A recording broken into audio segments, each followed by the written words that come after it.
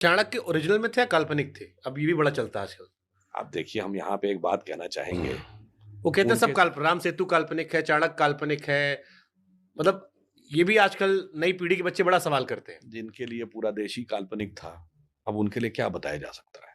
जो कहते हैं देश कभी था ही नहीं, ये तो अंग्रेज़ों के आने के बाद हुआ है। तो ये वो लोग कहते हैं जिनके लिए हम कह सकते हैं, हम लोग बचपन में एक वो कहते थे, जिनको कहते थे UBI, unfortunately born in India. फिर या हम लोग जिसको दूसरे शब्दों में कहते थे एबीसीडी, हुँ, अमेरिकन ब्रेन, कन्फ्यूज़्ड देसी। तो मेरे विचार से इंडियन ब्रेन से समझिए। और मैं लास्ट में इसमें एक और बात कहूँगा हुँ। विद फैक्ट, ये तो चलिए मैंने मज़ाक में कहा, on the lighter note, V S Naipaul एक बहुत बड़े राइटर हुए हैं जिनको 2003 में पुरस्कार मिला है नोबेल प्राइज़ लिटरेचर का। उन्होंने किताब लिखी इंडिया ए वुंडेड सिविलाइजेशन।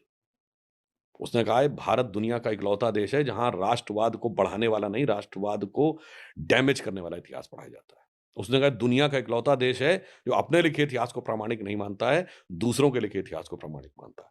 तीसरा है दुनिया का एकमात्र देश है जो विदेशियों में भी जिन्होंने इसके बारे में अच्छा लिखा उसको प्रामाणिक नहीं मानता है, लुटेरों के लिखे इतिहास को प्रामाणिक मानता है।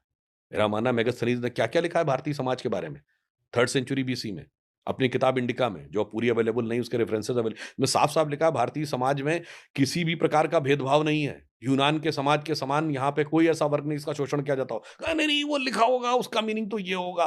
फिर देखिए फाहियान आता है 4th सेंचुरी में, क्या क्या लिखता है, travels of फाहीन, published by colonial press London. कोई वो दिखा रहा है कि किस ढंग की सामाजिक समरसता का वर्णन करा 4th सेंचुरी में, गुप्ता काल में। वेन सॉन्ग आता है 7th सेंचुरी में, हर्षवर्धन के समय में। हर्षवर्धन ने किस प्रकार का मतलब वो आके दान किया प्रयाग में आके, उसका वर्णन करता है। अल-बरूनी 10th सेंचुरी में, मार्को पोलो, वो मत पढ़ो, वो मत पढ़ो, वो मत पढ़ो। क्या पढ़ो? वो जो अंग्रेज़ों और मुगलों ने लिखा, जो हम पे हुकूमत करने के लिए आए थे, जो हमको तोड़ने के लिए आए थे। जैसे एग्ज़ाम्पल के लिए सबसे पहले तमिल रेस शब्द जिसने यूज़ किया है, उसका नाम है G U. Pope, George Uglow Pope. उसका आप पूरे मेमोइर्स पढ़ लें, उसने लास्ट में शायद 1905 या 6 में उसकी डेथ हुई, तब तो उसने ये तक लिखा है कि अगर हमें दुश्मन पे अटैक करना है तो उसी की भाषा में जाके करना पड़ेगा। इसलिए मैं कहना चाहता हूँ हम इकलौते विचित्र देश हैं और इसलिए हमारे जो ये बच्चे इस तरह की बात कह रहे हैं, उन बच्चों से भी हम ये बात कहना चाहेंगे कि आप उसके प्रभाव में। और लास्ट में एक और बात मैं कहना चाहूँगा, जो हुँ। बच्चे कहते हैं बड़ा लॉजिकल, बड़ा रैशनल, धर्म के बारे में बहुत प्रश्न करो।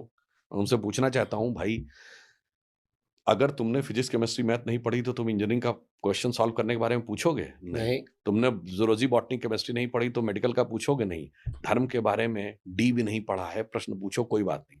और कभी इस पे भी तो तर्क करके देख लो ईमानदारी से कि अगर बाहर के लोगों ने अपने कपड़े घिस कर पहनना शुरू कर दिया तो तुमने घिस के पहनना शुरू कर लिया। What is logic? कपड़े फाड़ के पहनना शुरू कर लिया तो मैंने कपड़े फाड़ के, मतलब हम लोग बचपन में कहते थे, अबे कोई अपने कपड़े फाड़ लेगा तो तू भी अपने कपड़े फाड़ लेगा क्या? भाई रैशनल लगाओ। वही बच्चा जो कहता है कि शंकर जी पे जल क्यों चढ़ाया जाता है, शंकर जी पे दूध क्यों चढ़ाया जाता है, वो नहीं पूछता है मैं फटे हुए कपड़े क्यों पहन रहा हूं। ये है आइडियोलॉजिकल सब्जुगेशन।